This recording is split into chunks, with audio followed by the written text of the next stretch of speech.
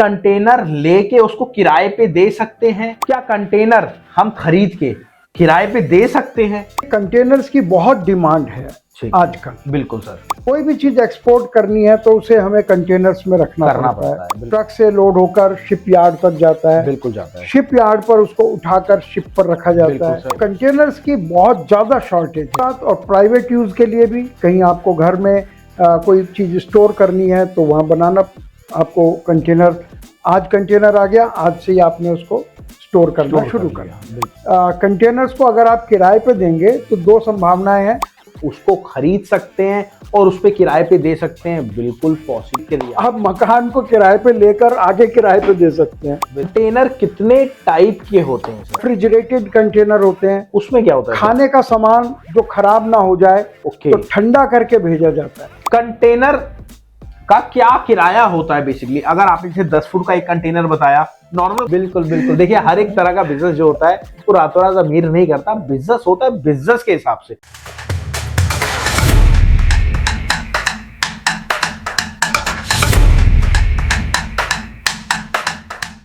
Sir बहुत बहुत नमस्कार आपका। नमस्कार राहुल जी। सर आज हम बात करने वाले हैं कि कंटेनर लेके उसको किराए पे दे सकते हैं। तो इस वीडियो के उसमें पूरा टॉपिक होने वाला है हमारा। तो मेरा पहला यही सवाल है, क्या कंटेनर हम खरीद के किराए पे दे सकते हैं? जी राहुल जी, बिल्कुल। देखिए कंटेनर्स की बहुत डिमांड है आजकल। बिल्कुल सर।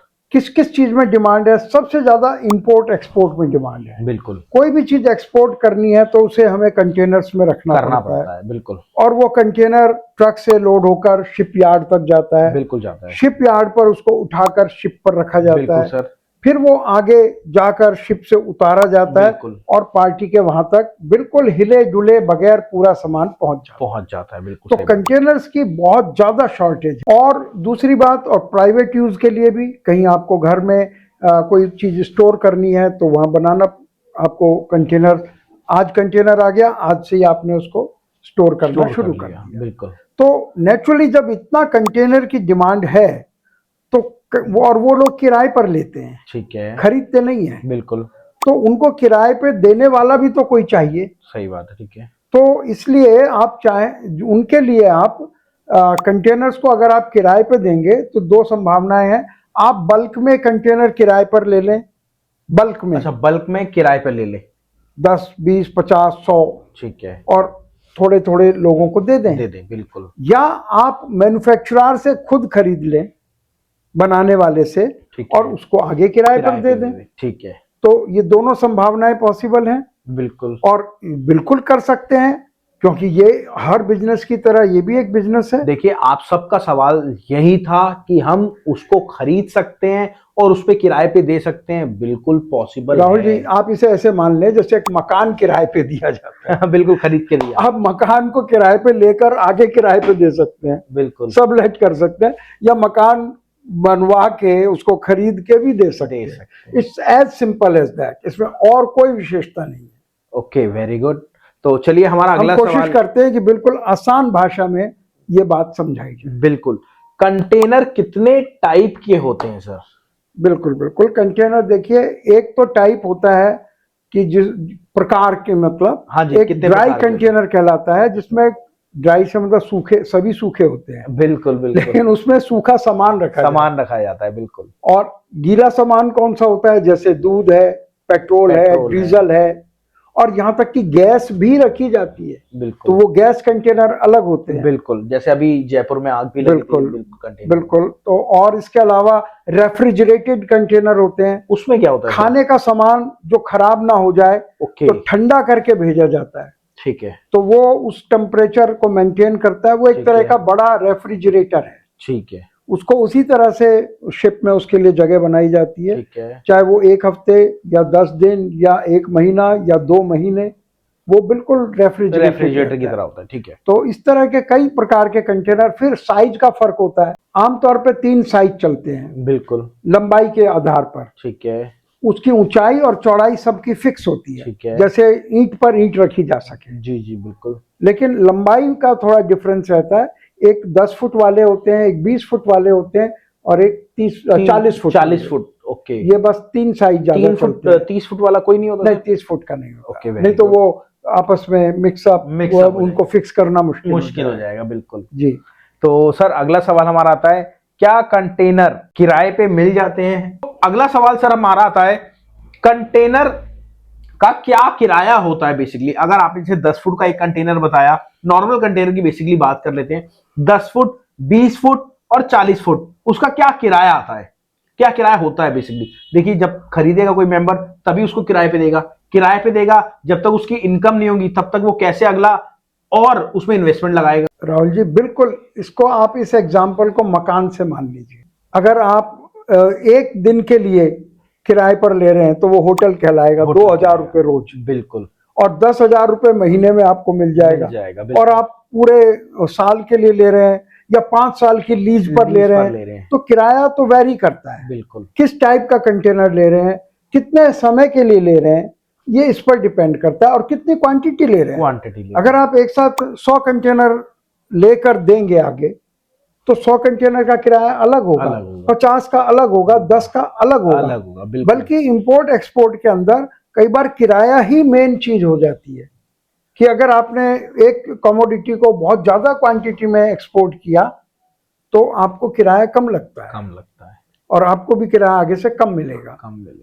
अच्छा, मेरा अगला सवाल सर ये, देखिए क्या होता है, पैसा सारे मेंबर्स लगाने के लिए तैयार हैं, जो वीडियो यहां तक आ गया वो इस चीज में इंटरेस्ट दिखा रहा है, बट वहीं अगर सवाल आए कि ये कंटेनर, जैसे मकान तो किराए पे कोई भी ले लेता है, बट वहीं अगर कंटेनर हमने खरीद के डाल दिए तो कंटेनर किराए पे कौन लेगा बेसिकली?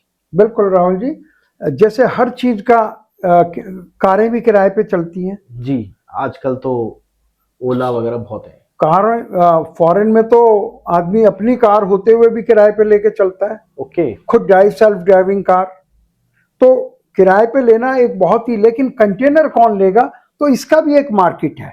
ओके। जैसे इंपोर्ट एक्सपोर्ट वाले जब किराए पे लेते हैं तो वो अप्रोच करते हैं एक शिपिंग कंपनी को। बिल्कुल। तो आपसे शिपिंग कंपनी किराए पे लेगी। बिल्कुल। और इसी तरह से अगर आप प्राइवेट किसी को देना चाह रहे हैं तो कंटेनर का भी एक अलग मार्केट है, तो उसमें आप किराए पे देंगे, उनसे आप कांटेक्ट करेंगे। इसके भी ब्रोकर्स होते हैं, इसके भी सप्लायर्स होते हैं जिनसे आप लेके आगे देंगे। आप, ये तो कंटेनर्स की बात हो रही है, आप पूरा शिप भी किराए पे देते हैं। पूरा शिप, आपने शिप खरीदा और आगे शिपिंग कंपनी को किराए पर दे दिया, इसमें कोई बड़ी बात नहीं है। पर वो तो करोड़ों करोड़ों का हो या लाखों का हो या हजारों का हो, आपने अभी पूछा कि कौन लेगा तो इसलिए ये रेगुलर बिजनेस है। जैसे और बिजनेस है ऐसे ही ये बिजनेस है। ऐसा ये बिजनेस कोई कहे कि इसमें रातों रात आप अमीर हो जाएंगे, तो वो रातों रात अमीर होने वाले तो दूसरे बिजनेस होते हैं बिल्कुल। देखिए, हर एक तरह का बिजनेस जो होता है वो रातों रात अमीर नहीं करता, बिजनेस होता है बिजनेस के हिसाब से। और सर के पास जो एक्सपीरियंस है, सर ने कई अपने देखे, एक तरह से ऊपर जा रहे हैं, फिर एकदम नीचे आ गए, फिर ऊपर जा रहे हैं, तो ऐसे स्टेप्स सर ने देखे, करे। और मैं आपको बताता हूं, अगर एक्चुअल में आपको कंटेनर या फिर इंपोर्ट एक्सपोर्ट करना है तो आप सर के साथ जुड़ जाइएगा, हैंड होल्डिंग लेके, सर बिल्कुल आपका वो काम करा देंगे। तो सर अगला सवाल मेरा होता है, पूरे कंटेनर की क्या कीमत होगी अगर हम 10 फुट की बात करें और वहीं हम 20 फुट की बात करें और वहीं हम 40 फुट की बात करें? तो देखिए, जैसे हर चीज की कीमत थोड़ा सा क्वालिटी पे डिपेंड करती है, तो इसमें भी क्वालिटी थोड़ी बहुत होती है, लेकिन अंदाजे के लिए आपके जो ऑडियंस है, 2 लाख रुपए से लेकर 3, 4, 5 लाख रुपए, 6 लाख रुपए तक का एक कंटेनर बैठता है, क्योंकि कंटेनर्स की पावर अलग अलग होती है। कई कंटेनर बड़े मजबूत होते हैं, उसके अंदर हैवी से हैवी सामान जा सकता है, स्क्रैप वगैरह बेसिकली जाता है, हाँ, जो भी हैवी सामान है, और कई थोड़ा लाइट चीजें जा सकती हैं, तो उसके हिसाब से मैटर करता है कंटेनर का किराया कितने का वो।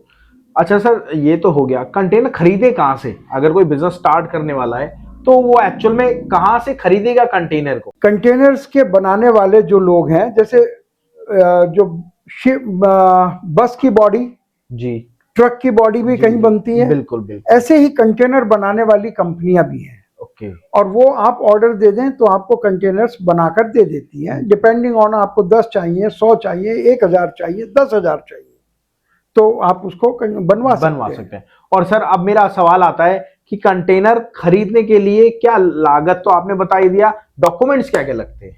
कोई डॉक्यूमेंट्स नहीं है, नॉर्मल डॉक्यूमेंट्स हैं। जैसे Okay. आपने कोई भी कमोडिटी खरीदी, हाँ। उसकी एक इनवॉइस बनेगी, हाँ जी। और उसका इनवॉइस के ऊपर आप एक एमओयू बनेगा, कॉन्ट्रैक्ट बनेगा। कॉन्ट्रैक्ट वो इसलिए कि आप ऑर्डर दे रहे हैं पहले, ओके।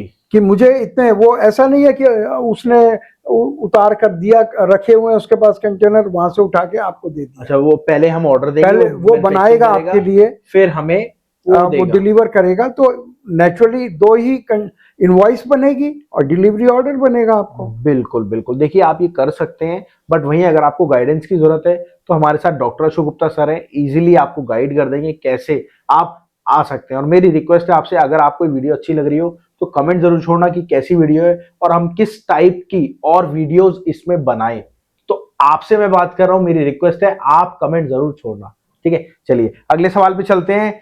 क्या आप यह काम कराते हैं, अगर कोई करना चाहता है तो? बिल्कुल राहुल जी, जो भी हमने अगर वीडियो बना रहे हैं और इसके विषय में कोई ज़्यादा जानकारी चाहता है तो वो आपके पास आए और उससे हम कैसे समझा कांटेक्ट, सकते जो हैं। हमारे मेंबर्स है जो हमारी वीडियोस देख रहे हैं, आपने, मैंने सुना एक सेशन वगैरह भी करते हैं आप, पर्टिकुलर इंपोर्ट एक्सपोर्ट से रिलेटेड जी और इन बिल्कुल सबसे बिल्कुल, रिलेटेड फ्री सेशन होते हैं। फ्री सेशन होते हैं, वो कैसे आपसे कांटेक्ट करेगा? आप अपना नंबर या तो हमें दे दीजिएगा। बिल्कुल बिल्कुल, आप इसमें मेरा नंबर उसमें दे दीजिए। बिल्कुल बिल्कुल, देखिए सर का नंबर है, मेरी टीम से रिक्वेस्ट है नंबर डाल दीजिएगा सर का, और पूरी डिटेल के लिए आप कॉल कर लेना, सर के पास डायरेक्ट जाएगा। कई बार सर बिजी होते हैं तो सर की असिस्टेंट मैम उठाती हैं, इशिता मैम या फिर काव्या मैम।